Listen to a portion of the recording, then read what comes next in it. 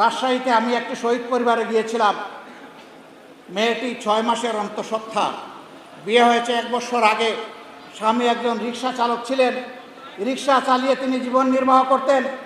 তিনি বৈষম্য বিরোধী ছাত্র আন্দোলনের ডাকে সাড়া দিয়েছিলেন, ঘরে বসে থাকতে পারেন নাই, হাতে পানির কেন নিয়ে আসসালামু আলাইকুম, বিসমিল্লাহির রহমানির রহিম। যে যেখান থেকে গিয়ে এই ভিডিওটা দেখতেছেন বেশি বেশি করে লাইক করে দেবেন, সবাইকে দেখার সুযোগ করে দেবেন। আপনারা সবাই বলেন জামাত ইসলাম দল নাকি খারাপ, এবং জামাত ইসলামের আমির এর ডক্টর শফিকুল ইসলাম একটি দরিদ্র ফ্যামিলি বিয়ে করছে, 1.5 বছর হয়। মহিলাটি 6 মাসের এর গর্ভবতা তা, এবং মেয়েটির স্বামী আন্দোলনে শহীদ হয়েছে। এই ডক্টর শফিকুল ইসলাম কি বলছে, কি মধুর কণ্ঠের ভাষা দিয়ে ফ্যামিলিটির সব দায়িত্ব নিয়েছে, দেখলে বুঝতে পারবেন। আপনারা দেখুন। রাজশাহীতে আমি একটি শহীদ পরিবারে গিয়েছিলাম। মেয়েটি 6 মাসের অন্তঃসত্ত্বা, বিয়ে হয়েছে 1 বছর আগে।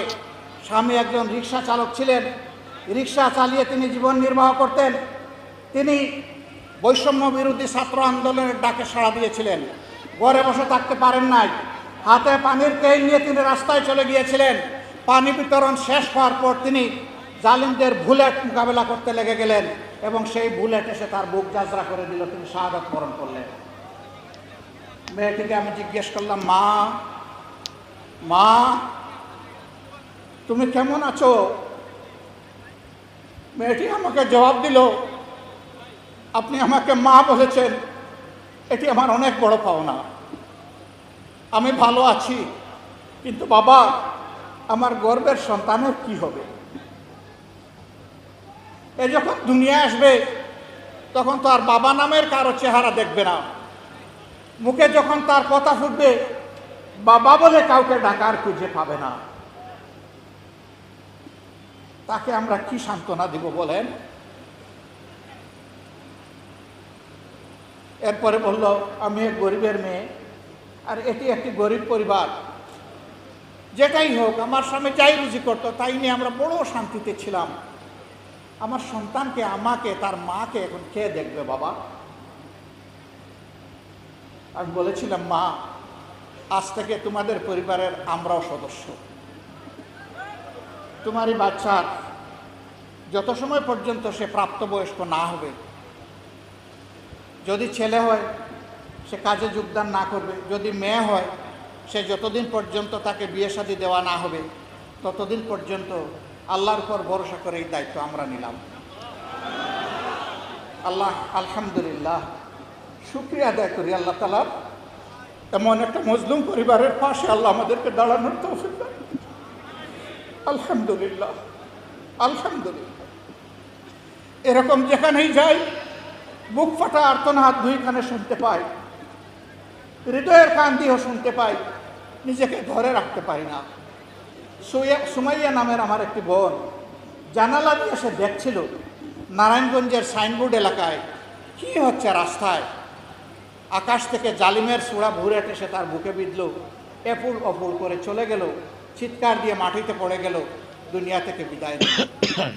তার কুলের 2 মাসের একটা শিশু সে রেখে গেল, একমাত্র শিশু।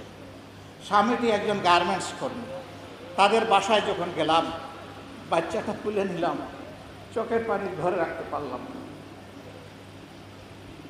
তাদেরকেও বলেছি, এই সন্তান এখন থেকে জাতির সন্তান, আমাদের সন্তান, তারও দায়িত্ব আল্লাহর উপর ভরসা করে আমাদের। এই 2 পরিবার সহ এরকম আর অসংখ্য পরিবার, আলহামদুলিল্লাহ আমরা চেষ্টা করেছি তাদের পাশে দাঁড়াবার।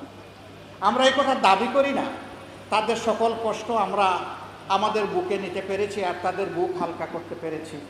আমরা শুধু বলেছিলাম যে আপনাদের কষ্টের অংশীদার হতে চাই এবং পুরুষদের কপালে চুমু দিয়ে নিজেদেরকে গর্বিত বানাতে চাই, কারণ আপনারা জাতীয় বীরের কেউ ভাই, কেউ পিতা, কেউ সন্তান।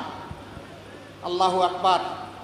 সাংবাদিক বন্ধুরা আমাদেরকে প্রশ্ন করেন, এই আন্দোলনে আপনাদের দলের কতজন শহীদ হয়েছে? আমি তাদেরকে সোজা সাপটা উত্তর দিই, বন্ধু, আমাদের দলের শহীদ হয়েছে কতজন এইটা আপনাকে বলবো না, আমরা জানি কিন্তু বলবো না। কেন বলবো না? জিজ্ঞেস করে কেন বলবেন না? বলি যে এই কারণেই বলবো না, শহীদরা কোনো দলের সম্পত্তি হতে পারে না। এরা জাতির সম্পদ, এরা জাতীয় বীর। ওই জায়গাটা আমরা ঠিক রাখতে চাই বলেই কতজন শহীদ হয়েছে সে কথা আমরা বলবো না। যারাই শহীদ হয়েছে, এই শহীদ আমার, এই শহীদ আপনার, এই শহীদ সমস্ত জাতির। সারা জিন্দেগি এই পরিবারগুলার খেদমত করলে, সেবা করলে, সম্মান করলে আমরাই গর্বিত হব, কিন্তু তাদের ঋণ আমরা পরিশোধ করতে পারবো না। আমরা বর্তমান সরকারের কাছে দাবি জানিয়েছি, প্রত্যেকটি পরিবারকে সম্মানজনকভাবে বাঁচার জন্যে পর্যাপ্ত সহযোগিতা দিতে হবে সকল দিক থেকে। এই পরিবারের কর্মক্ষম, উপযোগী, যোগ্য কমপক্ষে একটি মানুষকে সরকারি চাকরিতে নিয়োগ দিতে হবে। এই দেশে যারা স্বৈরাচার এবং স্বৈরাচারের দূষর, যারা স্বৈরাচারের হাতকে শক্তিশালী করেছে, যারা মানুষ খুন করেছে, সরকারি চাকরিতে থাকার জনগণের ট্যাক্সের টাকা খাওয়ার অধিকার তাদের নেই। এই জায়গাগুলো খালি করে আমার যে যুবক যুবতী ছেলে মেয়েরা আহত হয়েছে, গুলিবিদ্ধ হয়েছে, তাদেরকে সেই জায়গায় সুযোগ করে দিতে হবে। তা দিয়েও তাদের মূল্যায়ন হবে না, কারণ তারা এগুলার পাওয়ার জন্য লড়াই করে নাই। প্রত্যেকটা ছেলে মেয়ে তাদের কলিজা হাতে নিয়ে রাস্তায় নেমে এসেছিল। একটা মেয়ে বলেছিল, আমার পিছনে পুলিশ, সামনে আমার স্বাধীনতা, আমি যাব কোন দিকে? আমি যাব স্বাধীনতাতে আলিঙ্গন করতে। স্যালিউট মা, তোমাকে স্যালিউট। তুমি আমাদের গর্বের প্রতীক, তুমি সত্যিকারের যোদ্ধা, আর তোমার মতো যারাই লড়াই করেছে তারাই যোদ্ধা। এই যুদ্ধের বিনিময়ে বাংলাদেশটা মুক্ত হয়েছে। অনেকে বলতেছেন স্বাধীন হয়েছে, এটি দ্বিতীয় স্বাধীনতা। কেন বলে দ্বিতীয় স্বাধীনতা? আমরা তো 47-এ একবার স্বাধীন হলাম, 71-এ আরেকবার স্বাধীন হলাম, এখন 24-এ আবার এটা কিসের স্বাধীনতা? হ্যাঁ, পরাধীনতার প্রশ্ন যেখানেই থাকে, স্বাধীনতার লড়াই সেখানেই সামনে চলে আসে। আমরা ছিলাম ভৌগোলিক স্বাধীনতা প্রাপ্ত একটি পরাধীন দেশ, পরাধীন জাতি। মানুষ মুখ খুলে কথা বলতে পারত না, একটা অদৃশ্য তালা তাদের ঠোঁটে ঝুলিয়ে দেওয়া হয়েছিল। মানুষ রাস্তায়, ঘরে কোথাও শান্তিতে থাকতে পারত না। স্বৈরাচারী সরকারের প্রধান সঙ্গী জাতীয় পার্টির মরহুম নেতা হুসাইন মাহমুদ এরশাদ সাহেব বলেছিলেন, ঘরে থাকলে ঘুম, বাইরে গেলে খুন, কোথায় যাবে? একেবারেই একটা খাঁটি কথা তিনি বলেছিলেন। আল্লাহ এই কথার কারণে তাকে ক্ষমা করে দেন। সম্মানিত ভাইয়েরা, তিনিও স্বৈরাচারের হাতকে শক্তিশালী করেছিলেন, ইচ্ছায় হোক অনিচ্ছায় হোক। প্রত্যেকটি অবৈধ নির্বাচনে তারা অংশগ্রহণ করেছিলেন। ইদানিং তারা দুঃখ প্রকাশ করেছেন, ক্ষমা চেয়েছেন এবং মানুষের সহযোগিতা চেয়েছেন। মানুষ যদি তাদেরকে ক্ষমা করে দেয়, আমাদের কোনো আপত্তি নেই। সম্মানিত ভাই, এই পাবনা একটা ঐতিহ্যের স্মারক এবং ধারক। আপনাদের মাধ্যমে প্রিয় জাতির কাছে আমি নিবেদন করতে চাই, অতীতে যারা অপরাধ করেছে বিচার তাদের হবেই, হতে হবে। কারণ তারা যখন ক্ষমতায় ছিলেন তারাই তো বলেছেন আইন সবার জন্য সমান আর বিচার বিভাগ স্বাধীন। এতদিন আইন ছিল অসমান, এখন আইন সমান হওয়ার সময় এসেছে। তারা এমন শাসন করলেন, উন্নয়নের মহাসড়কে উঠাইলেন আর দুনিয়ারও রোল মডেল বানালেন, কিন্তু শেষ পর্যন্ত নিজ দেশেই টিকে থাকার সাহসটা তারা করলেন না। ডেমোক্রেসির বিউটি, একবার একটা দল ক্ষমতায় যাবে, আবার সে বিরোধী দলে বসবে, এটি হচ্ছে বিউটি। কিন্তু নিজের জন্য তারা এটা কল্পনা করতেন না। কেন? কারণ তাদের মাথায় ছিল বাকশালের নেশা।